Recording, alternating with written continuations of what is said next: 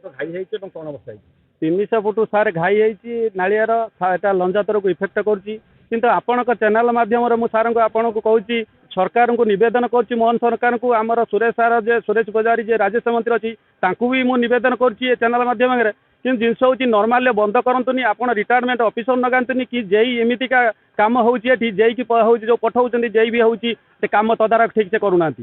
କାରଣ ଏଟା ହେଉଛି ଖାତା କଲମର, ସେଟା ନ ହଉ କିନ୍ତୁ ଲୋକ କେମିତି ଇଫେକ୍ଟରେ ଅଛନ୍ତି 300 ଘର ହେଇସାତେ କିନ୍ତୁ କେମିତି ଉଦ୍ଧାର ହେବେ ସେମାନେ ସରକାର ଟିକେ ତାକୁ ଧ୍ୟାନ ଦିଅନ୍ତୁ। କିନ୍ତୁ ସରକାରଙ୍କୁ ଏତିକି ନିବେଦନ କରୁଛି ଆପଣ ଟିକେ ତଦାରଖ କଲେ ଯେ ଆମେ ଲୋକ କିଛି ଉପକୃତ ହେମୁ। ଚାଷ ତ ଚାଲିଗଲା, ଧାନ ଚାଷ, ଲୋକ କେମିତି ବାହାରିବେ, କେମିତି ଚଳପ୍ରଚଳ କରିବେ ସେ ଆପଣଙ୍କ ଗୋଟେ ଚ୍ୟାନେଲ ମାଧ୍ୟମରେ ସରକାରଙ୍କୁ ଏତିକି ବାରମ୍ବାର ନିବେଦନ କରୁଛି। କିନ୍ତୁ ଏଟାକୁ କେମିତି ମରାମତି ହେବ, କେମିତି ଲୋକ ରହିବେ? ଘାଇର ଅବସ୍ଥା କ'ଣ? ଘାଇର ଅବସ୍ଥା ସେ ତ 300 ଫୁଟ ଉପରେ ହେଇଛି।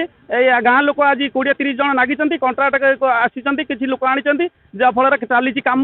70-80 ଲୋକ କାମ କରୁଛନ୍ତି, କିନ୍ତୁ ତାପରେ କିଛି ବି ଏପର୍ଯ୍ୟନ୍ତ ହେଇନି। ପାଣି ବର୍ତ୍ତମାନ କୁଆଡ଼େ ଯାଉଛି? ପାଣି ଏବେ ଗାଁ ଭିତରକୁ ପଶୁଛି, ଲଞ୍ଜାତର ଗାଁ ଭିତରେ। ଆଜ୍ଞା ଏଠି ବର୍ତ୍ତମାନ ଘାଇ ଭାଙ୍ଗି ଯାଇଛି 300 ଫୁଟ ଉପରେ ହବ। ବର୍ତ୍ତମାନ ଲଞ୍ଜା ପୁରା ଆଉ ନାହିଁ, ଅବସ୍ଥା ପୁରା ବୁଡ଼ିକି ମାନେ ଅଧେ ବାରଣା ବୁଡ଼ିଗଲାଣି। ଆଉ ପୁରା ବିଲ ତ ବାଡ଼ିଆ ନ କହିବା କଥା, ପୁରା ବାରୁଅ ବିଲଣା ଦପଣିଆ ପୁରା ଟୋଟାଲ ସେ ଗାଁ ଫାଁ କିଛି ନାହିଁ, ସବୁ ବୁଡ଼ିଗଲାଣି। ଯେଉଁ ଜାଗାରେ ଅବସ୍ଥା କ'ଣ? ଯେଉଁ ଜାଗାରେ ଅଛି ବର୍ତ୍ତମାନ ଅବସ୍ଥା ଆଉ କିଛି ଭଲ ନାହିଁ। ବର୍ତ୍ତମାନ ପ୍ରଶାସନ ବି କେହି ଆସିନାହାନ୍ତି କାହିଁ। ବର୍ତ୍ତମାନ ବନ୍ଧା ଚାଲିଛି, ଗାଁ ଲୋକ ଆଉ କଣ୍ଟ୍ରାକ୍ଟ ଲୋକ କିଛି ନେଇକି ଆସିକି ବାନ୍ଧୁଛନ୍ତି। ବର୍ତ୍ତମାନ କିଛି ତ ବର୍ତ୍ତମାନ ବନ୍ଧା ତ ହେଇପାରୁନାହିଁ। ବର୍ତ୍ତମାନ ଚେଷ୍ଟା ଚାଲିଛି, କ'ଣ ହେଉଛି କହି ହେଉନି। ଆଉ କ'ଣ ହେବ? ଜୋର ଆଉ ପାଣି ଆସିବ? ପାଣି ଆସିଲେ ଆଉ କିଛି ରହିବନି, ଗାଁ ଭାସିଯିବ ଆଉ କ'ଣ। ପୁରା ଏକବାର ଜୋର ପାଣି ଦେଖୁନାହାନ୍ତି, ପୁରା ଏକବାର ଜୋର ମାନେ ପାଣି ରଖୁନି। ତେବେ ଚେଷ୍ଟା ଚାଲିଛି, କ'ଣ ହେଉଛି କହି ହେଉନି। ଆପଣ ନା? ମୋ ନାଁ ହେଉଛି ରାଧାସ୍ୱ ମଳିକ। କ'ଣ ଆପଣ ହେଇଛି କହିଲେ ଯେଉଁ ଘାଇର ଅବସ୍ଥା? ଆମର ଏଇ ଯେଉଁ ନାଳିଆ ନଦୀ ଯେ ହେଉଛି ନିମ୍ନମାନର ଆସିଲା, ଗୋଟେ କଣ୍ଟ୍ରାକ୍ଟର କାମ କଲା, ତା ଫଳରେ କି କୌଣସି ପ୍ରଶାସନ ତଦାରଖ କରିବାର କେହି ଆସିଲେନି। ଯାଇକି ବାରମ୍ବାର କହିବା ପରେ ବି ସେମାନେ ଏଠି ଦେଖା କେହି ଦେଲେନି।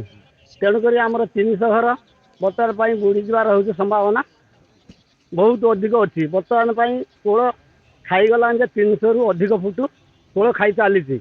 ତଥାପି ଆମେ ବାଲି ବସ୍ତା 3 ଦିନ ହେଲା ଚେଷ୍ଟା କରୁଛୁ, ପକାଉଛୁ, କୌଣସି ପ୍ରକାର ବାଲି ବସ୍ତା ରହୁନି କି କିଳା ମାଟି କିଳା ବି ରହୁନି।